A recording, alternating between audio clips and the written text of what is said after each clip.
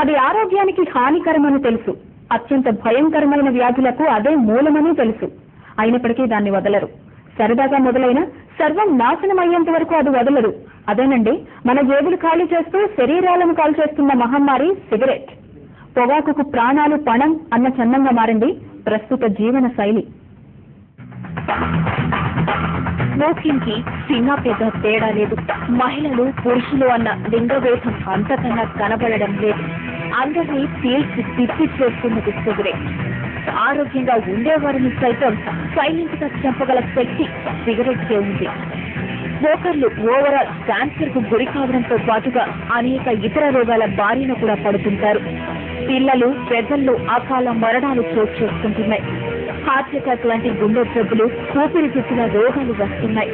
ఒక్కోసారి brain stroke కు కారణమవుతున్నాయి. 13 నుంచి 15 ఏళ్లలోపు పిల్లల్లో 14.1% మంది పొగాకుకు వినియోగదారులు అవుతున్నారని గ్లోబల్ యూత్ టొబాకో సర్వే తేల్చి చెప్పింది. మన దేశంలో ఏటా లక్షలాది మంది పొగాకుకు సంబంధిత రోగాల వల్ల మృత్యువాత పడుతున్నారు. అనారోగ్యంతో బాధపడుతున్న వారిలో 40% మంది, క్యాన్సర్ రోగంతో బాధపడుతున్న వారిలో 50% మంది పొగాకు వాడకందారులే. Today, 40% of the cancers what we see are related to tobacco usage, 40. And you'll be surprised, 75% of the oral cancers are because of tobacco chewing. So what we see today, oral cancers are mainly because of tobacco chewing. పొగాకు చేసే హాని, రోగాల తీవ్రతను దృష్టిలో ఉంచుకుని కేంద్ర ప్రభుత్వం కొన్ని చట్టాలు కూడా తీసుకొచ్చింది. సిగరెట్లు, ఇతర పొగాకు ఉత్పత్తుల వాడకం, అమ్మకాలపై ఆంక్షలు పెడుతూ 2003లో ఒక చట్టం వచ్చింది. ఈ చట్టం దేశమంతటా అమల్లో ఉంది. ఈ చట్టం ప్రకారం బహిరంగ ప్రదేశాల్లో పొగ త్రాగడాన్ని నిషేధించారు. అంతేకాదు, మైనారిటీ దాటిని పిల్లలకు పొగాకు ఉత్పత్తులను విక్రయించకూడదు. వీటికి సంబంధించిన వ్యాపార ప్రకటనలపై కూడా నిషేధం విధించారు. విద్యా సంస్థలకు 100 గజాల పరిధిలో పొగాకు ఉత్పత్తుల అమ్మకాలను నిషేధించారు. పొగాకు ఉత్పత్తులపై హెచ్చరిక గుర్తులు ఉండేలా ఆదేశాలు జారీ అయ్యాయి. ఈ చట్టంలో మార్పులు చేసిన నిబంధనలు 2010 అక్టోబర్ 2వ తేదీ నుంచి అమలు చేశారు. ఈ కారణంగా బహిరంగ ప్రదేశాల్లో పొగ తాగడాన్ని నిషేధిస్తూ బహిరంగ ప్రదేశాలంటే ఏమిటో వివరణ కూడా ఇచ్చారు. ఈ ఆదేశాన్ని ఉల్లంఘిస్తే 200 రూపాయల దాకా జరిమానా విధించే వీలు కల్పించారు. కానీ అలాంటి చట్టం ఒకటుందని కూడా చాలా మందికి తెలియదు.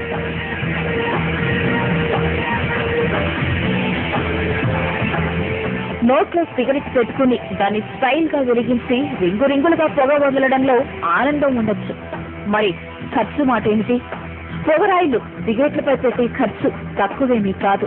లక్షాధికారుల సంగతి ఎలా ఉన్నా మధ్యతరగతి పేదవారికి మాత్రం ఈ ఖర్చు భరించలేనిది.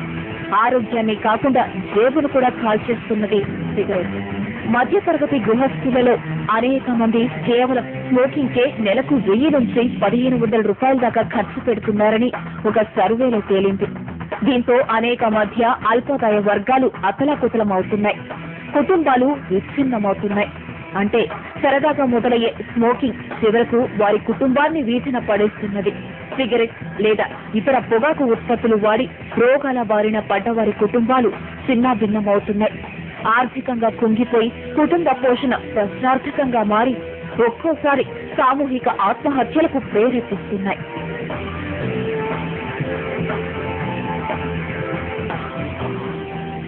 ఈ పొగ మహమ్మారి బారిన పడిన కుటుంబాలు నరకయాతన అనుభవిస్తున్నాయి. సిగరెట్ మూలంగా కుటుంబ పెద్ద క్యాన్సర్ లాంటి రోగాల బారిన పడితే ఆ కుటుంబం పడే కష్టాలు అన్నీ ఇన్ని కావు.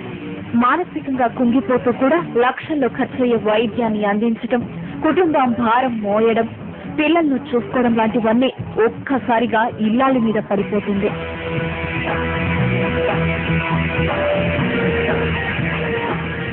ప్రభుత్వ అధికారులు మాత్రం గుట్కా నిషేధాలపై నిలదీస్తే తప్పించుకునేందుకు కారణాలు వెతుక్కుంటున్నారు. మన రాష్ట్రంలో నిషేధించిన పక్క రాష్ట్రాల నుండి సరఫరా జరుగుతుందని, ఇది దేశవ్యాప్తంగా జరగాల్సిన పని అని తప్పించుకుంటున్నారు. గతంలో నిషేధం విధించినప్పుడు ఇలాగే జరిగిందని గుర్తు చేస్తున్నారు. పక్కా ప్రణాళిక ప్రకారం జరగకపోతే నిషేధం విధించి కూడా లాభం లేకుండా పోతుందంటున్నారు. 11 స్టేట్స్ లో ఇలాగ ఇంప్లిమెంట్ ఇప్పుడు వరకు బ్యాన్ చేయడం జరిగింది.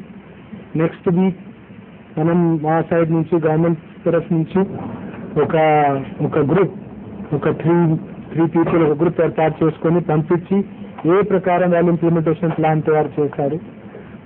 మనం ఇంటర్నల్ కేపబిలిటీతో మనం కూడా మా లోకల్ కండిషన్ దృష్టిలో పెట్టుకొని మా ఇంప్లిమెంటేషన్ ప్లాన్ కూడా తయారు చేస్తాము. రెండు కలిపి ఒక ఎఫెక్టివ్ ఇంప్లిమెంటేషన్ ప్లాన్ తో ముందుకు వెళ్తాము. పొగ తాగడం అలవాటున్న వారిలో 10% మందిలో ఎక్కువగా దీనికి సంబంధించిన రోగాలతోనే బాధపడుతున్నారు. స్మోకింగ్ మానేయాలని చాలా మంది అనుకుంటారు, కానీ ఏవో కారణాల వల్ల మానలేకపోతుంటారు. ఉదాహరణకు ఒక వ్యక్తి రేపటి నుంచి సిగరెట్ మానేద్దామని అనుకుంటే అంతలో ఏదో ఒక కష్టం వస్తుంది. దీంతో కష్టాన్ని మర్చిపోవడానికి ఇంకా ఎక్కువ సిగరెట్లు కాల్చడం మొదలు పెడతాడు. సిగరెట్ మానలేకపోతున్నామని చెప్పడానికి అనేక కారణాలు వెతుక్కుంటాడు. ఇదో బలహీనత. నిజానికి సిగరెట్ లోని నికోటిన్ అనే ఆల్కలాయిడ్ మెదడుపై ప్రభావం చూపడంతో సిగరెట్ మానేయలేని స్థితి ఏర్పడుతుంది. కానీ మానేయాలని నిశ్చయించుకుంటే మాత్రం చాలా దారులున్నాయి. వాటి కోసం ప్రత్యేకంగా రీహాబిలిటేషన్ సెంటర్లు కూడా ఉన్నాయి.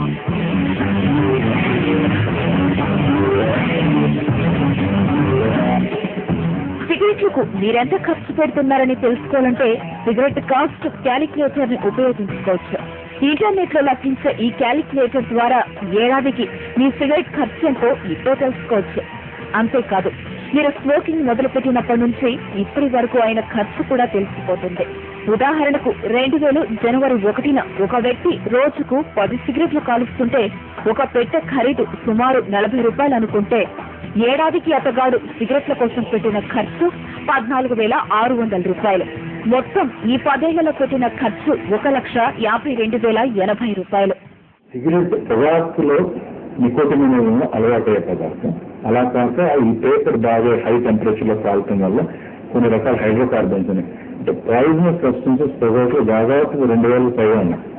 దీనివల్ల శరీరంలో ప్రతి భాగం ప్రభావితం అవుతుంది. వచ్చే క్యాన్సరే కాదు, రక్తనాళాలు దెబ్బతింటాయి, దాంట్లో పేరుకుపోయి అవి బ్లాక్ అవటం వల్ల హార్ట్ అటాక్ రావచ్చు, స్ట్రోక్ అంటే పక్షవాతం కూడా ముఖ్య కారణాల్లో ఒకటి. ప్రివెంట్ చేయగలిగే కారణాల్లో ప్రపంచంలో జబ్బులకి ఆ ప్రివెంట్ చేసే కారణాలు ముఖ్యమైనది సిగరెట్. ఇలా డబ్బులు, విలువైన ఆరోగ్యాన్ని, ఆఖరికి ప్రాణాలను కూడా తీయడంలో కీలక పాత్ర పోషిస్తున్న ఈ పొగాకు ఉత్పత్తులను నిషేధించాలని కోరుతున్నారు. ప్రజల ప్రాణాలను హరించే పదార్థాలను ఎవరి ప్రయోజనాల కోసం మార్కెట్లోకి వదులుతున్నారు, కానీ వీలైనంత తొందరగా వీటిని నిషేధించాలని కోరుతున్నారు.